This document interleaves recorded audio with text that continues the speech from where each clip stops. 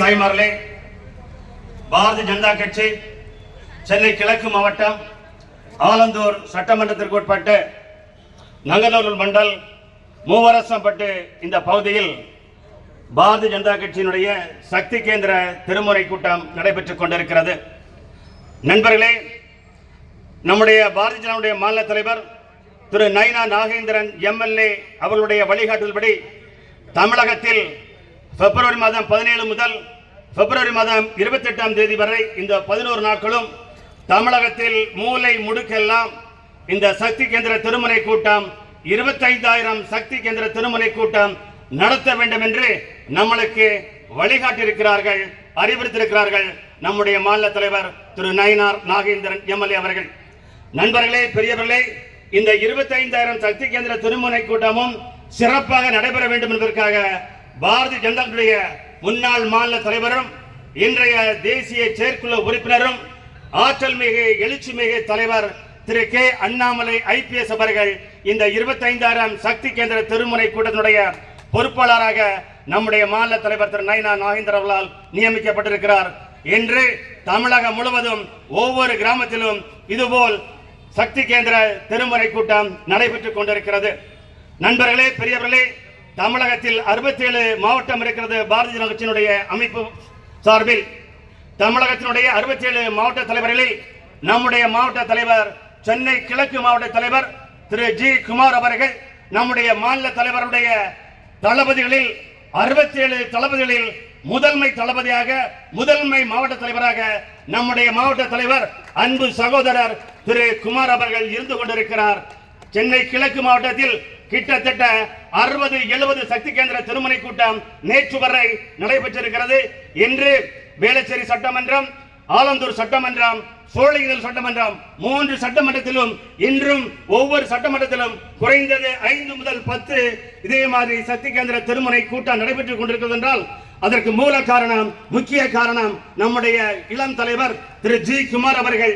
இந்த திருமுறை கூட்டத்தினுடைய பொறுப்பாளராக இந்த மண்டல் தலைவராக திரு ராம்கோபால் அவர்களையும் இந்த சக்தியினுடைய பொறுப்பாளராக திரு மதன் மாவட்ட இணை அமைப்பாளர் தொழில் வல்லுநர் பிரிவினுடைய நிர்வாகி முன்னிலை நம்முடைய மண்டல் தலைவர் திரு ராமகோபாலன், திருமதி சூரியகலா, திரு ஸ்ரீதரன் மற்றும் மாவட்ட நிர்வாகிகள் திரு கே பழனிபாபு மற்றும் திரு மகேஷ் விஸ்வா, திரு காருண்யா கார்த்திக், திரு ஆர் கே பாலாஜி, திரு ராஜேஷ், ரமேஷ் மற்றும் நம்முடைய முத்துக்குமார் அவர்கள் மேடையில் வீற்றிருக்கின்ற அண்ணா திராவிட முன்னேற்றங்களுடைய இந்த பகுதியில் சிறப்பாக பணியாற்றிக் கொண்டிருக்கின்ற அண்ணா திராவிட முன்னேற்றங்களுடைய நிர்வாகிகள், பாட்டாளி மக்களுடைய நிர்வாகிகள், அம்மா மக்கள் முன்னேற்றங்களுடைய நிர்வாகிகள், தமிழ் மாநில கட்சியுடைய நிர்வாகிகள், புரட்சி பாரதியுடைய நிர்வாகிகள் அனைவரையும் வரவேற்று, நண்பர்களே, பெரியவர்களே, 2021 மே மாதம்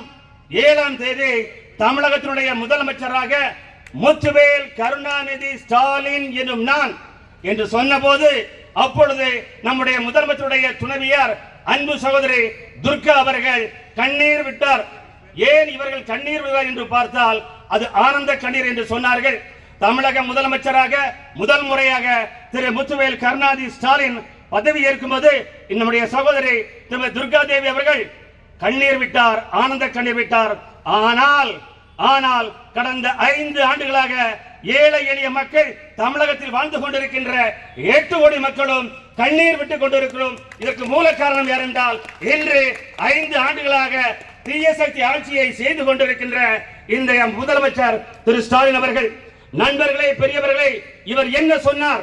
505 தேர்தல் வாக்குறுதிகளை, பொய்யான தேர்தல் வாக்குறுதிகளை சொல்லி ஆட்சிக்கு வந்தார். என்ன சொன்னார்? முதல் கையெழுத்தாக நீட் தேர்வை ரத்து செய்வேன் என்று சொன்னார். செய்தாரா? இல்லை. ஏன்? 2010 திராவிட முன்னேற்ற கழகமும் காங்கிரசும் கொண்டு வந்ததுதான் இந்த நீட் தேர்வு. இந்த நீட் தேர்வு நீதிமன்றம் சென்று உச்சநீதிமன்றம் சென்று நீதிபதியின் ஆணைக்கிணங்க நீதியரசுடைய ஆணைக்காக இன்று இந்தியா முழுவதும் நீட் தேர்வு நடைபெற்றுக் கொண்டிருக்கிறது என்றால் அது நீதிபதியுடைய ஆணை, அது நீதிமன்றத்தினுடைய உத்தரவு. இதனை யாரும் தடை செய்ய முடியாது, ரத்து செய்ய முடியாது. இதை தெரிந்தும் தடை செய்ய முடியாது என்று தெரிந்தும் இன்றைய முதலமைச்சர் திரு ஸ்டாலின் அவர்கள் பொய்யான வாக்குறுதியை கொடுத்திருக்கிறார். என்னுடைய முதல் கையெழுத்து நீட் தேர்வை ரத்து செய்வது என்று சொன்னார். செய்தாரா? இல்லை. நண்பர்களே, பெரியவர்களே, மாதந்தோறும் மின் கட்டணம் எடுப்போம் என்று சொன்னார்.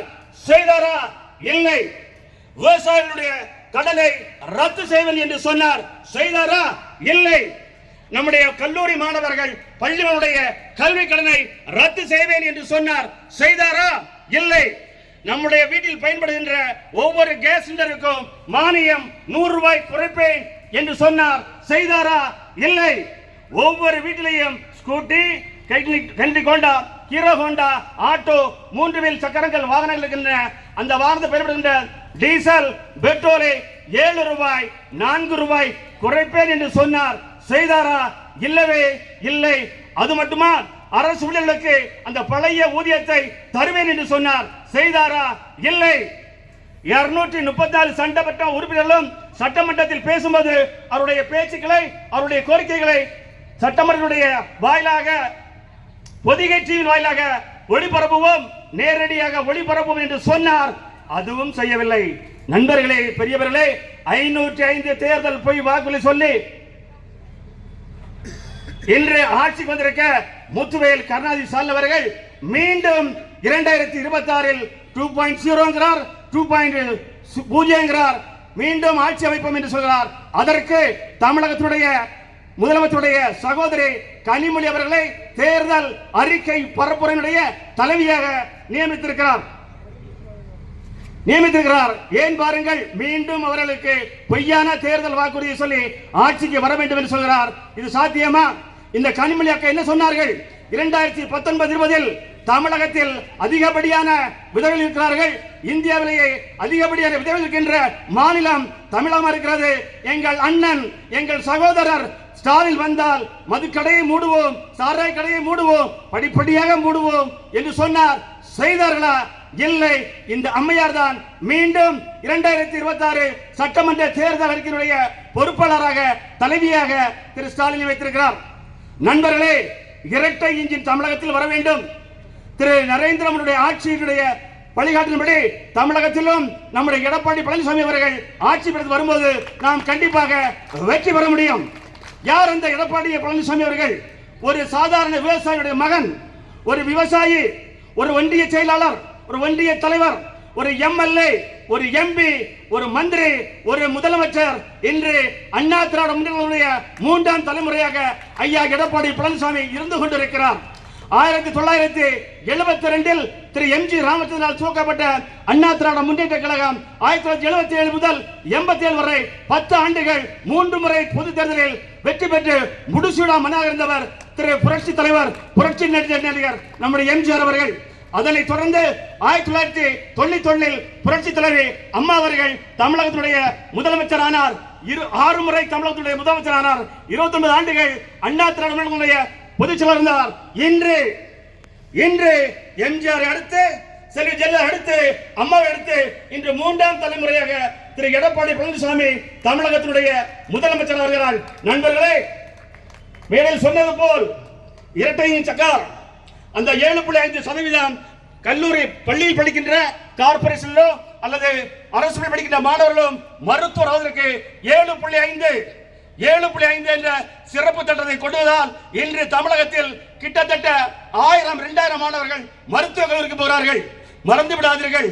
வீடுகளில் வந்து நம்முடைய குப்பையை பெற்றுக் கொள்கிறார்களே கார்பரேஷனுடைய ஊழியர்கள், அந்த திட்டத்தை அறிமுகப்படுத்தியவர் இன்றைய எதிர்க்கட்சி தலைவர், நாளைய முதலமைச்சர் திரு எடப்பாடி பழனிசாமி அவர்கள். கொரோனா காலத்தில் பாரத பிரதமரிடம் கொரோனா தடுப்பூசியை பெற்று நம்முடைய மக்களுக்கு எல்லோருக்கும் தடுப்பூசி போட்டு நம்முடைய உயிரை காத்தவர் எடப்பாடி பழனிசாமி அவர்கள். அந்த கொரோனா காலத்தில் 10ஆம் கிளாஸ் 12ஆம் கிளாஸ் கல்லூரி மாணவர்கள் அனைவரும் ஆல் பாஸ் என்று கொடுத்து எல்லா ஏழை எளிய மக்களையும் வெற்றி பெற செய்து அவருடைய படிப்பு கிடக்கூடாது, தடைப்படக்கூடாது என்று அந்த கல்வியை கொடுத்தவர் எடப்பாடி பழனிசாமி அவர்கள். அவருடைய ஆட்சி தொடர வேண்டும், அவர் ஆட்சி மீண்டும் வர வேண்டும். நம்முடைய தேசிய ஜனநாயக தலைவராக, முதலமைச்சர் வேட்பாளராக ஐயா எடப்பாடி பழனிசாமி இருந்து கொண்டிருக்கிறார். ஏப்ரல் மாதம் இறுதியிலோ அல்லது மே மாதம் முதலிலோ சட்டமன்ற பொதுத்தில் வரலாம். அந்த தேர்தலில் உங்களது பொன்னான வாக்குகளை, விலை மதிப்பற்ற வாக்குகளை சிந்தாமல் சிதறாமல் தேசிய ஜனநாயக வாக்களியுங்கள், தாமரைக்கு வாக்களியுங்கள், இரட்டைலைக்கு வாக்களியுங்கள், தேசிய ஜனநாயக வாக்களியுங்கள் என்று சொல்லி வாய்ப்பளித்த அனைவருக்கும் நன்றி பாராட்டி விடைபெறுகிறேன். நன்றி நன்றி நன்றிகள் பல.